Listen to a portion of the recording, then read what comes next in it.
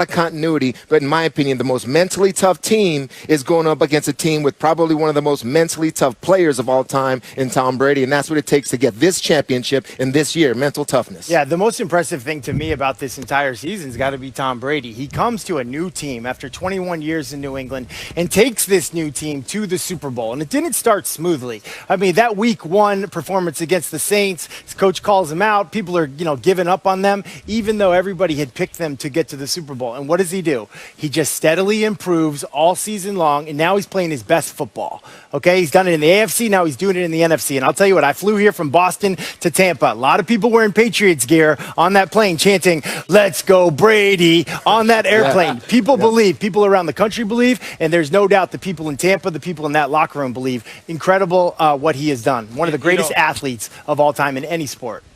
I'm not surprised that these two teams are still here because of their coaches. These are veteran coaches, not some of these young pups that we're seeing in the league. So they know how to handle it. But I was so impressed by Bruce Arians, not because of the creative play calling or the no risky, no bisky that I can't stand. No, the fact that he sat back and said, you know what? This isn't working the way I wanted it to. I'm going to pull myself out of it and say, Tom Brady, you are the GOAT. You're the greatest of all time. Yeah. You and Leftwich, you guys figure it out. And that, to me, does he take credit for that? He should take credit for it. Because for him to step away and give it to Brady, that's when this team really started ascending.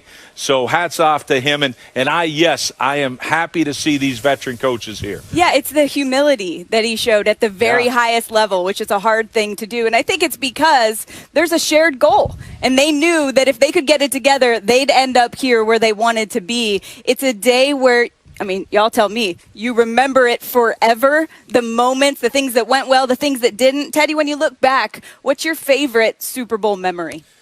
My favorite Super Bowl memory, it's got to be just the first one is always the most special. There's something that I call the Lombardi reflection. And I think that if you are fortunate enough to win a Super Bowl, lift that trophy up high and look into that trophy, because what you'll see is a reflection of all your teammates behind you, also reaching for it. And it's a moment I'll never forget. Celebrating with my family like this. Look at my sons. They're both in college right now. This was a long time ago. But to win with your teammates, man, over the course of an entire grueling season, I can only imagine what these two teams are thinking now to finish this and get this championship. But absolutely being able to raise that trophy with your teammates is the most special thing you'll ever experience. And I think for me, just being able to get to the Super Bowl, you have a lot of players to play in the National Football League and even coaches to coach in the league, Rex, to never, ever reach this game. And I really look at the 2007 season where everything was going our way, get to this game and lose to the New York Giants. Sam, you just talking about the memories. Yes, I take the good and the bad with me right there, Teddy. We thought we had it right there, Moss. We thought we had it right there. Kudos to the New York Giants for being able to get their Super Bowl ring. But you talk about memories last forever. Two that I competed in, I will never forget. Yeah, I'm fortunate to have coached and won right here in Tampa with the 2000 Ravens. We won.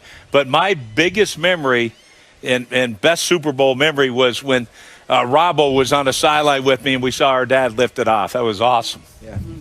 Yeah, everybody's got their memories from their Super Bowl experience. These guys could go on and on. They actually have gone on and on about this before. You haven't had to hear all that. But we've got a lot more coming up on the beach set for you later in the show. We're going to have conversations with players, and we've got a special Super Bowl edition of You Got Moss. But before we get to all that, let's send it back to Raymond James Stadium and Susie Colbert.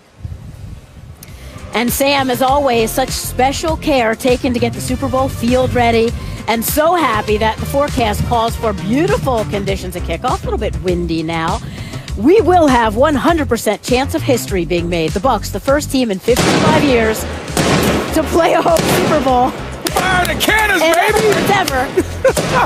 I hate the cannons. He loves the cannons. I hate the cannons. By the way, they're rehearsing the cannons. Maybe it's for the weekend and halftime postgame. There will be no cannons actually during the game. Hey, can you stop jumping also every time the cannons go? I'm telling you, it's like I think it's getting shot. I have to protect myself. We've already had our fill of the cannons here.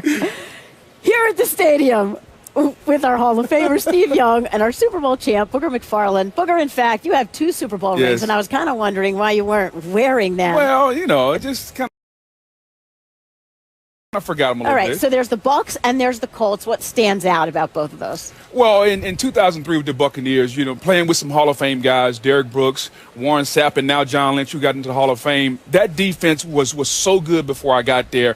And for them not to have won anything, and then we go to Philadelphia. We couldn't win under 40 degrees, and we finally win. We get to San Diego and Super Bowl 37.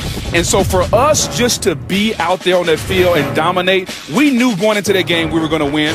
Bill Callahan forgot to change any plays. John Gruden, we had everything we needed to beat that team, and our defense was dominant. And to see Derek Brooks running down the field with that interception, crying, was amazing. And then for Super Bowl 41, Tony Dungy, the first African-American coach to win a Super Bowl, and Boog with the sack right there. Look at the spin move, and then to put the water on Coach. Steve, check out the hair back then. Look at Boog. It looks full. Looks good. No, Dave, but that's some good hair, though. You have hair. Well, listen. Was it a Boog day? Was it cool? Like it was cool, wet. My hair follicles were working back then. Not too much sweat. Not too much sweat, but for Tony Dungy to get that Super Bowl and to go against Lovie Smith was absolutely outstanding, and I was just glad to be a part of that. All right, so we've seen that you age just a little bit. There's only one person that doesn't age at all, and that's Brady. Steve, this quarterback matchup, and this is epic. It really is. And you think about Patrick Mahomes, this is a team that looks like they're built to not only repeat, but just to keep coming back. And if Patrick's going to win 2 Super Bowls tonight, and then at age 25, no one's ever done that, he's like, what's the ceiling for Pat? Like, who knows? Well, where he's headed is towards Tom Brady. Because if Tom Brady wins tonight, Boog, you have to start talking about the greatest athlete that ever lived. 7 championships. You're talking Jordan, Tiger, Babe Ruth, Bill Russell, and if you have to start doing it, it's tough with the data to say it's not Tom Brady. So that's what, to me, at stake tonight is one of those conversations that you don't, in a lifetime, you don't get to have. But if he wins tonight, we can start having it. And watch out for Brady, because he said this is the most prep he's ever been able to do before a game. His family has been out of town until yesterday, so he had 12 full days to prep, no travel, no hotel food, which he loved. Now he said the key is stay calm, just chill. It's like a slow burn till kickoff. Protection. Get some protection. Think about the protection. Mental game today for Tom Brady. Throughout the show, we'll be checking in with our reporters who have been with their respective teams all week. We'll hear from Diana Rossini in just a bit, but first we'll start with Sal Paolantonio and the Bucs. Sal, happy Super Bowl. You've got the true home team. Happy Super Bowl Sunday, Susie. Yes, this is the 10th time in 10 that I've covered Tom Brady in the Super Bowl. And, of course, we got to start off with a newspaper on Sunday NFL Countdown. There it is, the Tampa Bay Times. There's the headline, leader of the believers. Tom Brady had this whole thing figured out before he took one single Bucs snap. I texted head coach Bruce Arians this morning, and I asked him, what was your final message to the team? And he said, congratulations, you made it. Now go finish the job. Congratulations for getting here.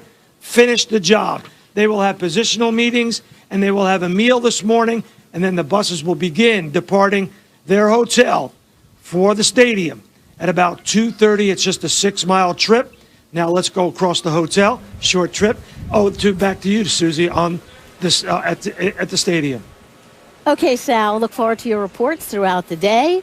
Right now, let's turn to Diana. Diana, the Chiefs arrived just 26 hours before kickoff, and we know later in the show you'll have tons of great football stuff. But right now, let's start with a story that takes precedence.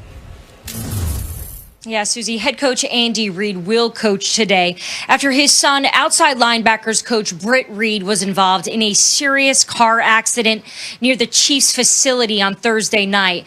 The crash put a 5-year-old in the hospital with life-threatening injuries and a 4-year-old child with non-critical injuries. Kansas City police tell me as of now, no charges have been filed against Reid, but that driver impairment is under criminal investigation. The 35-year-old coach is also hospitalized with an undisclosed condition that developed at the scene of the crash. A police report states the accident happened in a freeway on-ramp just south of Arrowhead Stadium, and that Reed was the driver of the pickup truck that struck two stopped cars that were pulled over on the ramp, one of which had two children in the back seat. The warrant asking for a blood test stated Reed told a responding officer that he'd consumed 2 to 3 drinks that evening and that he also took prescription Adderall. Kansas City police told me that if there are charges in this case, that would not happen this weekend, that it could take 2 to 3 weeks, and that is normal investigation timeline as they wait for blood toxicology results and monitor the health status of that critically injured 5-year-old. Instead of coaching in the Super Bowl with his father, Britt Reed is in the center of a police investigation. Sam? Thank you, Diana. Look, it takes your breath away. This is a worst nightmare situation. Obviously, our number one concern is the health of those 2 little kids and that family. I can't imagine what that's like. But those people don't care about football today. Like, that's not even on their radar for obvious reasons. The difficult thing in terms of football today is that Andy Reid's got to find a way to focus on the biggest game. Rex, as a coach, how do you do that with the weight of all this in the back of your mind? Yeah, Sam, I mean, first off, I want everybody to understand this is not a distraction. This is a devastation. It ain't a distraction. And I coached for 30 years, and thank God I never had to deal with something like this. But I'm going to say this. Andy Reid has a job to do. And there's a lot of people that were not involved in this accident that him to do his very best job. And that's what he's got to do. Now, after this game, you know, he's going to have to take a hard look, and there may be some decisions made that he has to make. But what I'm saying is, this is a tragedy. Yeah. And it really is. And it seems